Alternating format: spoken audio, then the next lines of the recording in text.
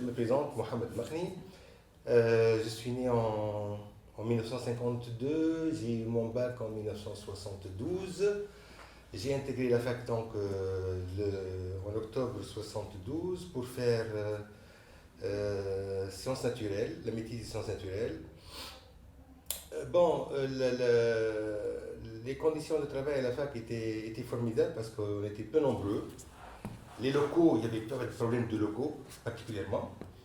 Les enseignants, il y avait des enseignants tunisiens, des enseignants étrangers, évidemment. L'accès, le problème de la fac pendant cette période-là, c'est l'accès au campus universitaire qui se faisait uniquement par le bus. Il y a un bus, le 38, qui circule toutes les demi-heures. Et en été, il circule une fois par heure. Donc, vous imaginez un peu l'accès qui est difficile. Mais en cours d'année, il y a des bus, la SNT mettait à la disposition des étudiants des bus spéciaux pour nous ramener vers la cité universitaire et de la cité universitaire vers le campus. Je me souviens toute ma carrière, les 4 années de maîtrise, je venais à la fac tôt le matin et je partais pratiquement le dernier. Je prenais le dernier bus vers la cité universitaire, c'était à 21h40. Donc, je m'organisais de telle sorte à passer le maximum de temps à la fac pour travailler, mais une fois que je rentre au foyer universitaire, je ne faisais plus rien. Donc, j'ai passé en fait les 4 années à la fac avec des enseignants qui étaient fort agréables, occasion pour leur rendre hommage d'ailleurs. Je ne peux pas citer tous les noms, évidemment, au risque d'omettre certains, mais ce qui est certain, c'est que je suis redevable, et je pense que tout le monde l'est de même, redevable à tous les enseignants qui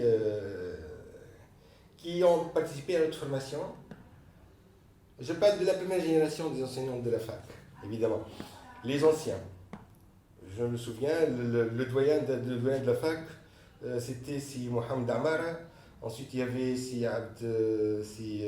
Benna, ensuite si Ali Al-Aili. Ça, c'est la période à cheval entre ma maîtrise, mes enseignements post-universitaires et mon recrutement donc, en tant qu'enseignant à la fac. Donc, j'ai fait SN1, SN2, SN3. Dans le temps, il n'y avait pas la formation en géologie, c'était particulier, ça se faisait au niveau à la fin de SN3, donc on se spécialisait soit vers la biologie, SN4 biologie, ou bien SN4 géologie. D'accord? Moi j'ai opté pour SN4 biologie, donc j'ai eu ma maîtrise, ensuite c'était en 1976 évidemment, j'ai fait un AOA de biologie, physiologie végétale, option génétique. Donc la génétique c'était une option de ce DEA. J'ai eu mon DEA, j'ai soutenu mon DEA le 3 mars 1978. Mais cette même année-là, donc l'année 77-78, j'ai été recruté en tant qu'assistant délégué. Et je me souviens d'ailleurs, c'était ma nomination, c'était un papier signé par le ministre. Vous imaginez un peu, nomination au poste d'assistant délégué, signé par le ministre de l'Éducation nationale. C'était Mohamed Mzali. Donc, 3 mars 78, j'ai soutenu mon DEA. Donc, je suis passé assistant. J'ai fait mes travaux de recherche avec Feu Mohamed Marakchi. Allah yarhamou, c'était le premier qui a instauré la génétique moléculaire en Tunisie. Je suis d'ailleurs, je le dis souvent, c'est mon père spirituel. Occasion pour lui rendre encore une fois un hommage à titre posthume. Donc j'ai fait mon DEA en 1978, j'ai fait une thèse de spécialité. Dans le temps, il y avait dans les enseignements post-universitaires le DEA, diplôme d'études approfondies, ensuite une thèse de spécialité avec une commission de thèse, comme ça se passe actuellement avec la nouvelle thèse, et puis par la suite il y avait la thèse d'État, le doctorat d'État qui comportait en fait une partie principale de travaux de recherche et un mémoire, on va dire un mémoire plus ou moins bibliographique sur un sujet qui est en dehors de ce que le candidat fait comme travaux de la thèse principale. Donc, en 1981, j'ai soutenu ma thèse de spécialité. Et en 1991, donc 10 ans après, j'ai soutenu ma thèse d'État à la faculté des sciences de Tunis, tout ça à la faculté des sciences de Tunis. Bon, j'ai été amené à faire certains stages à l'étranger parce que, bon, comme je faisais un peu de l'aspect moléculaire de la génétique, on faisait des hybриdations moléculaires avec des cendres qui sont radioactives. Cette technologie n'existait pas en Tunisie, donc j'ai été obligé de partir de temps à autre pour faire des stages de durée courte, 1 mois, 2 mois, 3 mois. Et à ce titre, je voudrais appeler, je me souviens d'une anecdote, Dans le temps, on n'avait pas suffisamment de moyens. Donc, une fois pour partir, faire des expériences d'hybridation, j'ai dû demander à mon professeur, évidemment, mon encadreur, c'est Mohamed Marakchi, comment je peux faire, etc. Il m'a dit, bah, tu vas discuter avec le doyen. Le doyen, dans le temps, c'était Ali Hidi. C'est Ali Hidi, Allah yarhamou. Donc j'ai préparé une demande et j'ai été le voir, j'ai frappé à la porte, je suis entré. Il m'a dit, de quoi il s'agit? Je lui ai dit, voilà, c'est Ali, j'ai besoin de partir en stage pour faire certaines manipulations que je ne peux pas faire en Tunisie. Il m'a dit, pourquoi? Je lui ai dit, parce que ceci et cela. Ah oui, il m'a dit, oui, c'est vrai, c'est vrai. Et donc je lui ai parlé de ce stage-là, dans les détails. Et c'est Ali Hil, il avait cette capacité à ressentir un peu ce que veulent faire réellement les gens. Est-ce que je suis arrivé à le convaincre ou non? Et heureusement que c'était le cas. Et il m'avait dit, écoutez, moi je ne peux pas vous donner 3 mois de stage, mais je vais vous donner 2 mois de bourse de coopération. Moi je ne savais pas ce que c'est. Je lui ai dit, d'accord. J'ai pris les 2 bourses de coopération, donc il m'a dit, tu vas me faire une demande. Je lui ai dit, voilà, la demande est là. D'accord?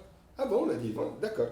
Donc il a signé la demande, d'accord, je ne sais pas ce qu'il a mis dedans, évidemment, et il m'a dit, va voir si Tijani Mouli. Tijani Mouli était le responsable du service financier, enfin, c'était responsable du... Il faisait tout, enfin, c'est Tijani Mouli dans le temps. J'ai été le voir au 3e étage, donc je suis monté, je lui ai donné la demande, il m'a dit, bon, d'accord, je te rappelle.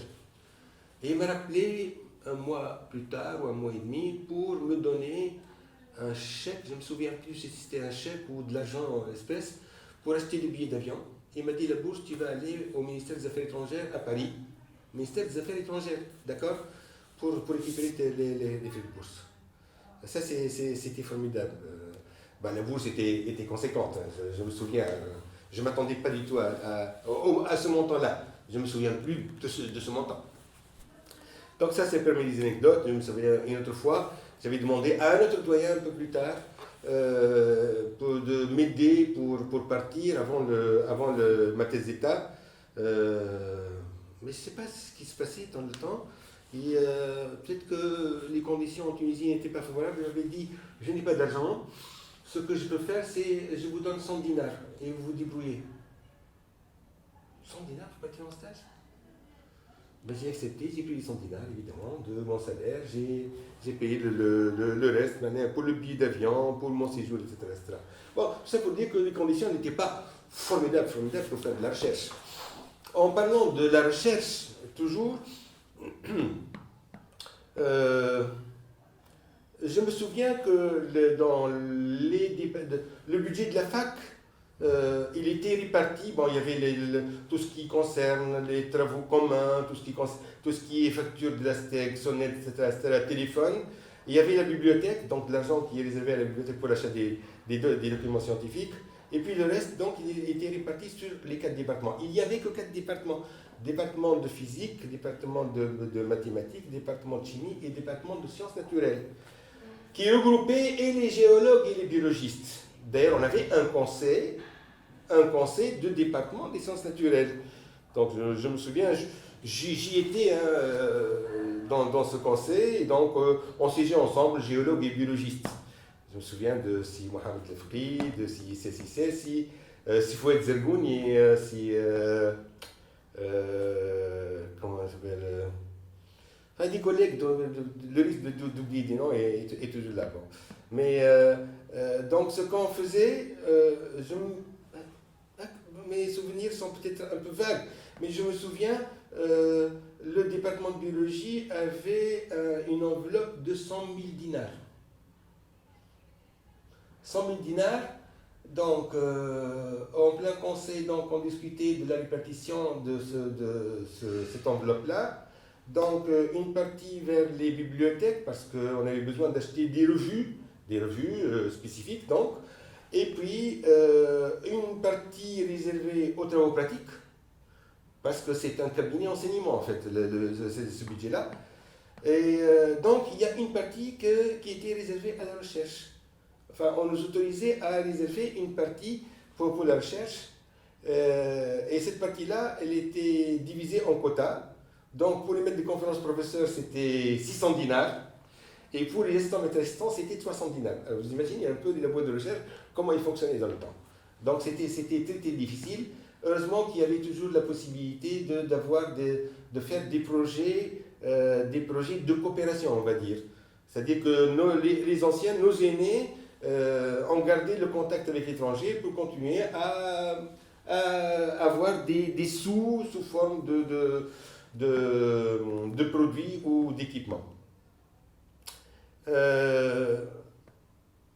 Jusqu'aux années, la fin des années 80, en fait, la recherche n'était pas structurée réellement. Le domaine de la recherche n'est pas structuré. Je me souviens, il y avait eu création de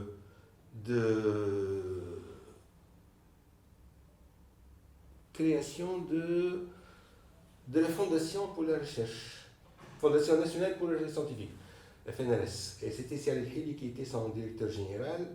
Donc là, on faisait des projets et donc là, l'État commençait à financer un peu la recherche, c'est-à-dire de manière sérieuse, d'accord.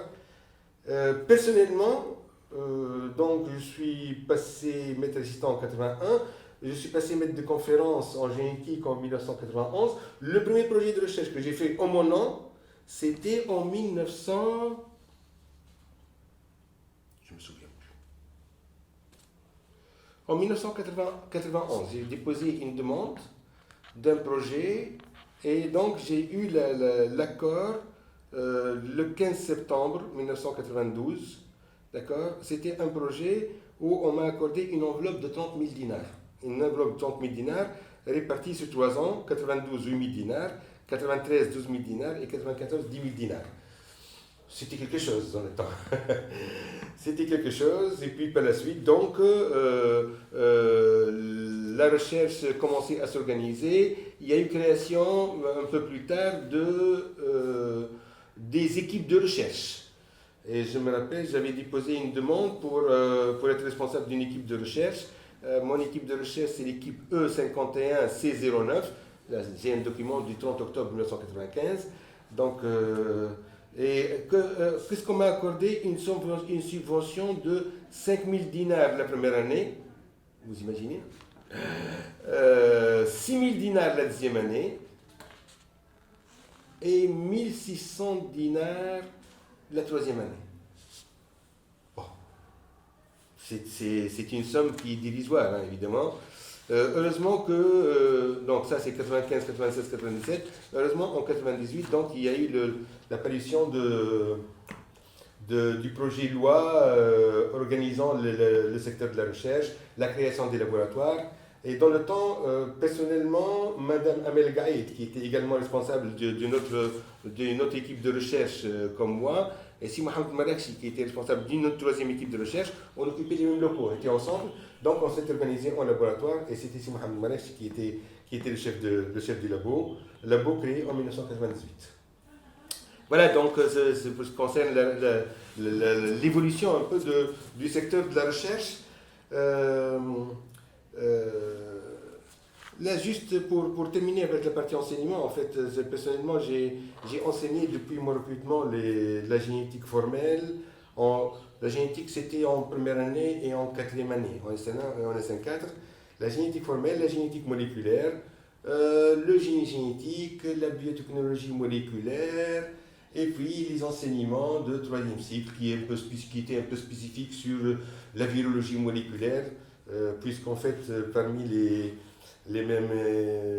mes travaux de recherche, une partie de mes travaux de recherche était réservée à l'étude moléculaire des virus des plantes. Et puis, donc, j'ai dispensé des enseignements de régulation de l'expression des gènes. Ça, c'est pour les étudiants de troisième cycle, on va dire.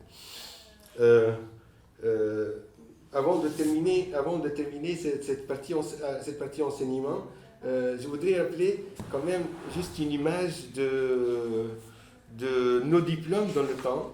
Alors, je peux montrer comme ça. Regardez par exemple le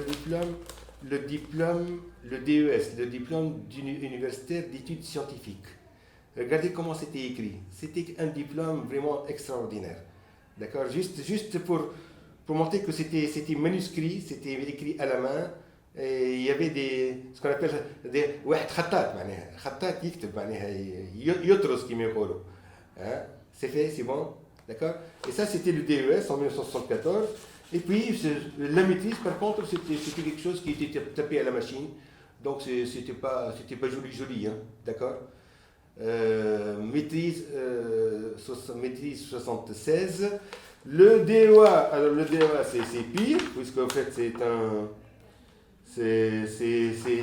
un papier tapé à la machine carrément. D'accord?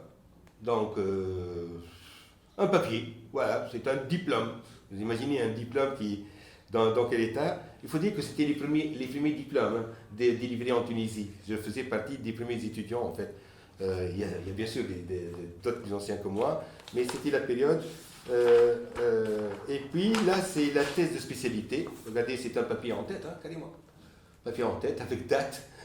D'accord? C'est bon? Et puis la thèse d'État. La thèse d'État, c'était en 1991. Voilà. Donc, dans le temps, c'était le doyen était monsieur. C'est noté? Ça y est? Voilà. C'était sur Hossein Chebli. Donc, assistant délégué en 77, assistant en 78, en 81 j'étais passé maître assistant, en 1993 j'ai été recruté donc maître de conférence à la faculté des sciences de Tunis. Donc j'ai commencé à encadrer, enfin, j'ai commencé à encadrer un peu avant évidemment. J'ai commencé à prendre des étudiants en DEA et en thèse. J'ai encadré en tout environ 30 thèses. Je ne suis pas un féru du nombre. Moi, j'imagine mal quelqu'un qui encadre 3 ou 4 thèses en même temps. Ça, c'est personnel, hein. Chacun fait ce qu'il veut.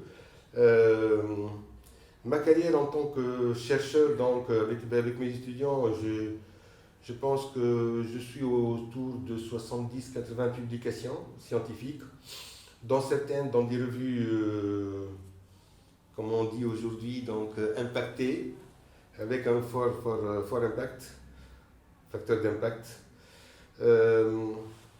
Mes autres activités personnelles, j'ai participé pendant longtemps au jury de recrutement, soit en tant que membre des jurys de recrutement des maîtres assistants, jury de recrutement des maîtres de conférence, soit en tant que président. Donc j'ai présidé le jury de recrutement des assistants en 98-99 et puis 2002-2003. C'était le jury de recrutement des assistants en sciences biologiques, donc toutes spécialités confondues. Par la suite, à partir de 2012, donc, il y a eu des spécialisations et j'ai été donc président du jury de recrutement des assistants en biologie moléculaire et cellulaire. Et puis, président du jury de recrutement des maîtres de conférence en biologie moléculaire et cellulaire pour la session 2014-2015. Donc, j'ai créé ma propre unité de recherche en 2011. Après le décès de Si Mohamed Malak en 2008. Donc, unité de recherche génomique des insectes ravageurs. J'ai participé à des projets nationaux mobilisateurs avec le ministère de l'Agriculture. Donc j'étais responsable d'une action de recherche de 2019 à 2012. Et puis j'ai été coordinateur de la commission sectorielle de biologie, donc commission nationale sectorielle au ministère de l'Enseignement supérieur de 2012 à 2017. J'ai été expert évaluateur auprès du CNEAR. J'ai évalué des projets de coopération dans le temps.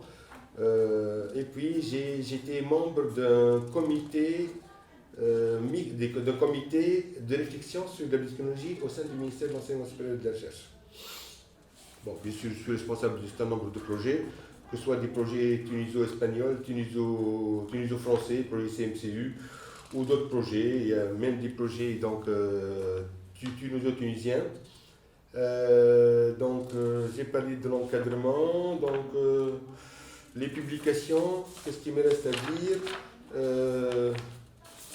Peut-être évoquer la revue. Il y avait une revue de la faculté des sciences de Tunis. Certains peut-être oublient ça. Donc j'ai publié dans cette revue un article en 1981. Donc, je me souviens, c'était le volume 1, page 93-106.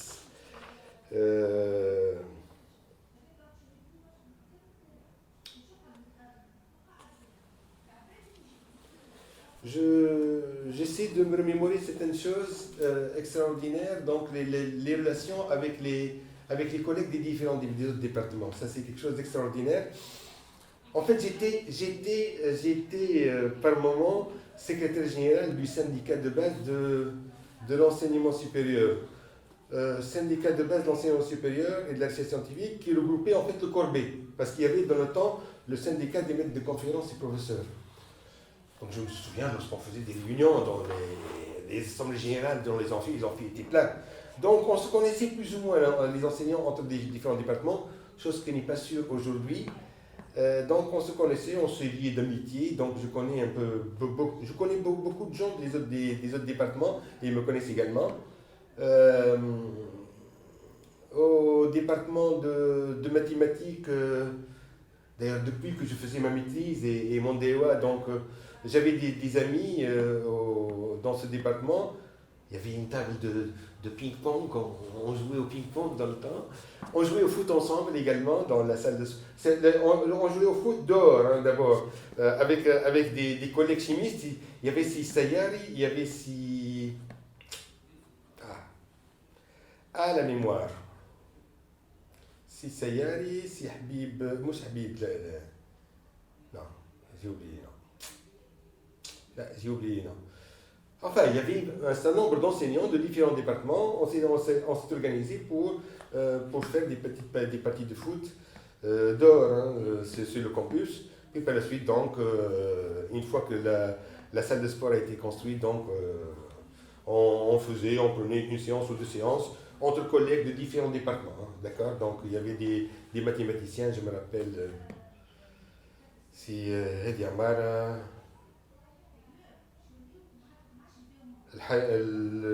Hedi Ben Saad était avec nous, Azdin, Hawala, j'oublie, non, mais on était ensemble, on faisait des parties, on s'énervait, mais on s'amusait également, et c'était des moments très, très, très agréables. Avec les collègues de physique, les collègues de chimie, les collègues de biologie. Tout se passait correctement. Évidemment, chacun a sa petite idée sur les aspects politiques, etc. Mais, voilà. sinon,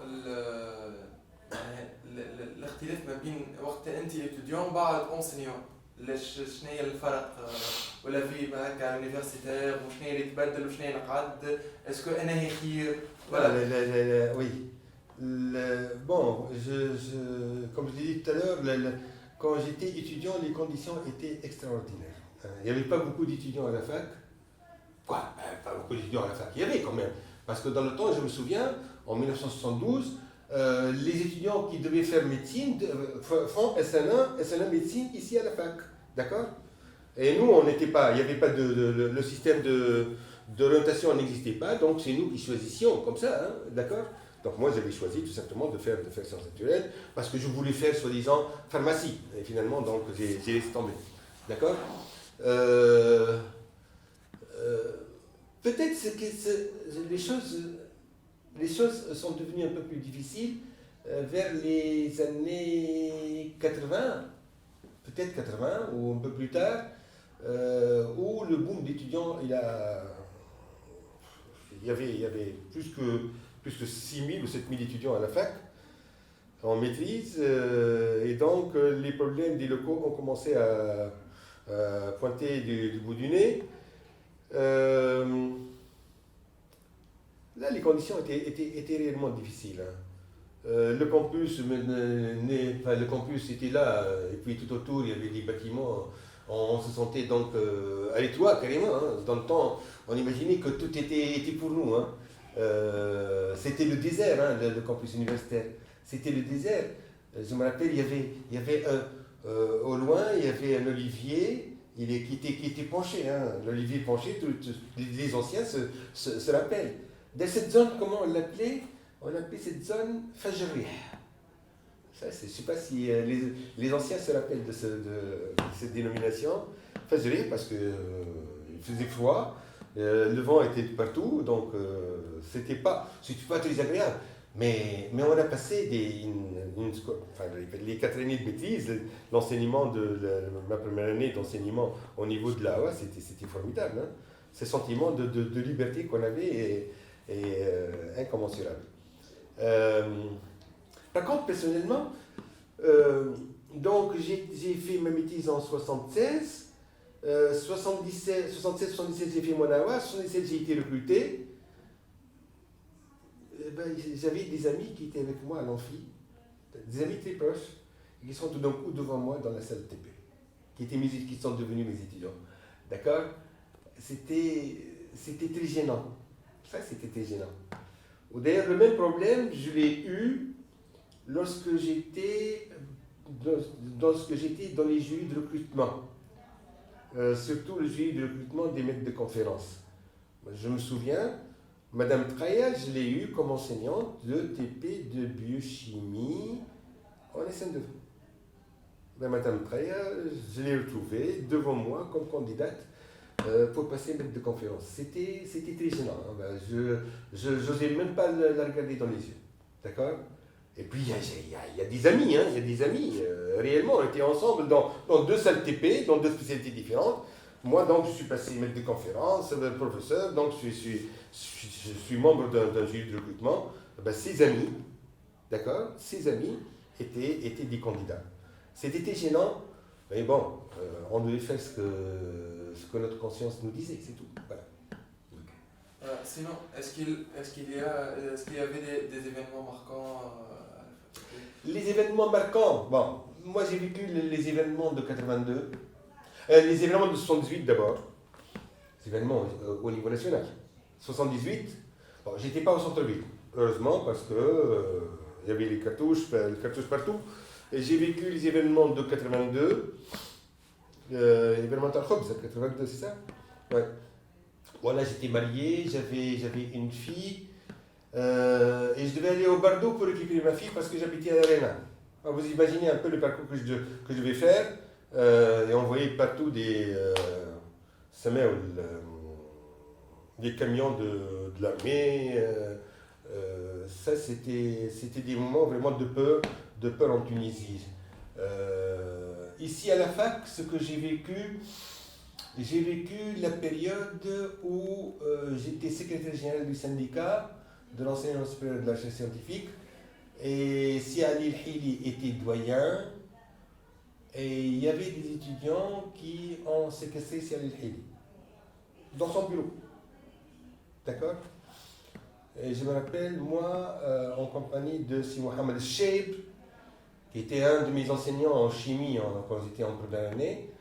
Si Mohamed Cheib était secrétaire général du syndicat des maîtres de conférences professeurs. Donc on a traversé cette foule d'étudiants qui ont séquestré Salah El-Hili. Bon, ils nous respectaient, il faut dire, heureusement, d'accord? Donc on a été à l'intérieur, Et si je me souviens, il était au téléphone, il a pris le ministre pour lui dire qu'ils doivent dégager parce qu'il y avait des bobs, il y avait des fausses blogs un peu partout et qu'il fallait cesser de faire ça et il faut dégager pour que la situation s'assainisse. Ça, c'est parmi les moments les plus difficiles. Il y avait beaucoup d'événements. À la fac, il y avait des tirs à balles réelles. Il y avait des tirs à balles réelles. Je me souviens de ça. Il y a eu des morts à la fac. Il y a eu des morts à la fac.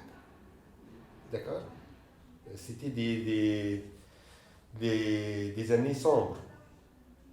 Mais même quand j'étais étudiant, je me rappelle, il y avait beaucoup d'événements. Et j'ai un ami qui a jusqu'à présent qui a des problèmes au niveau du cerveau. Parce que un ami qui faisait physique-chimie, d'accord? Donc, il n'était pas du département de sciences naturelles. Donc, ils ont échappé à la police. Au BOP, dans le temps, d'accord? Ils ont été dans le département, ils sont entrés dans une salle. Normalement, les salles étaient fermées, d'accord? Ben, les BOP ont couru derrière eux, ils ont arraché les portes, d'accord? Ils ont lancé des bombes lacrymogènes à l'intérieur. Les étudiants, donc, ils ont étouffé, ils ont quitté, et en quittant, les forces de l'ordre, donc, les tapaient avec leur bâton, et ils ont défoncé son cerveau. Et jusqu'à présent, il a encore des séquelles. Ouais. Pourtant, c'est un informaticien. Il faisait partie de la première génération d'informatique. L'informatique a été créée à la fac. Hein. La spécialité informatique a commencé à la fac. Avant l'école d'informatique, donc la première génération c'était à la fac, je me souviens bien. Ça, c'est des événements désagréables.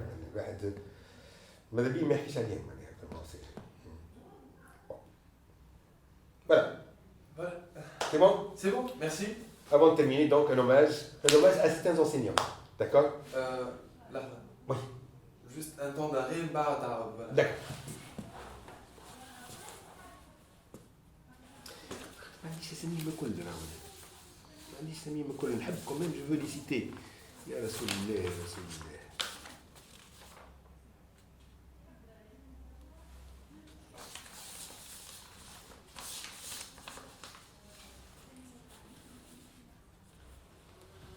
Donc, un hommage à tous les enseignants de première génération, je vais les appeler ainsi, ceux qui ont participé à notre formation à nous, vaguement, au département de chimie, Sil Bakhlouti, Madame Khouja,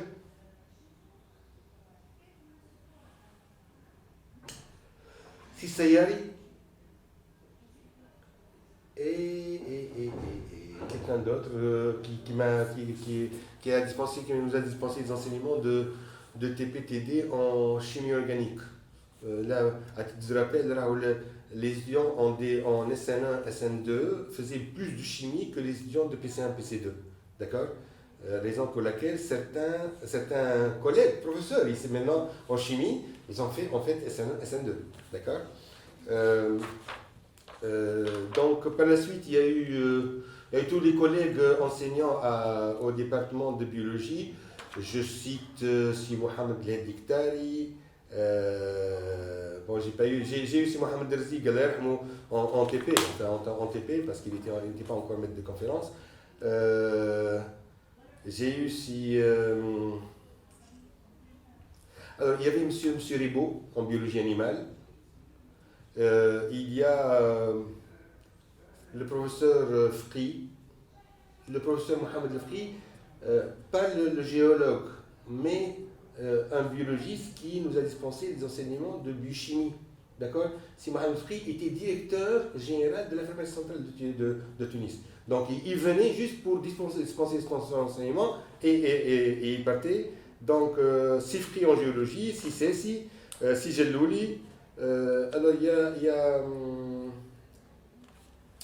y a une dame qui nous a dispensé des enseignements de TP, TD, de biochimie en SN3, donc qui commençait à nous ébahir avec les aspects moléculaires.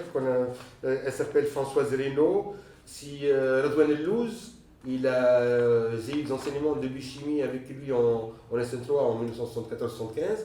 C'est Radouane Ellouz qui était parti l'année suivante à Sfax pour être directeur de la faculté des sciences et techniques de Sfax, dans sa création. Jacques Fichier, en TPTD de biologie végétale, de botanique. Si Abis Kamoun, Feu Bachir Trital, Sinodil Chabelah, qui vient de nous quitter en génétique, si Mohamed Malek également, donc c'est mon mentor. Il y avait un professeur en physiologie végétale, c'est Abdeltif Ben Badis.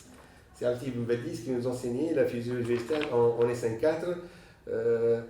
Juste une anecdote, après les vacances, il rentre, il dit écoutez, moi j'étais à Paris, j'ai rechargé mes batteries en sciences pour vous donner les dernières nouveautés. Il parlait comme ça, mais c'était quelqu'un de très agréable. Et il y avait également M. Combe, Daniel Combe. Donc ces personnes-là ont été pour beaucoup dans notre formation, une formation très rigoureuse, d'accord. Il y avait beaucoup de respect entre les étudiants et les enseignants, d'accord. C'est pas comme ce qui se passe aujourd'hui. Bon, heureusement, personnellement, durant ma carrière, bon, peut-être les étudiants me le rendent parce que je pense avoir fait une carrière correcte. Les étudiants me le doivent, d'accord. Donc, du point de vue enseignement, j'ai le respect de tous mes étudiants. Et pour la recherche, de toute façon, maintenant, il suffit de taper Mohamed Makhni, faculté scientifique. Attention, il y a un homonyme à Sfax, d'accord, pour savoir un peu ce que j'ai fait comme travail de recherche.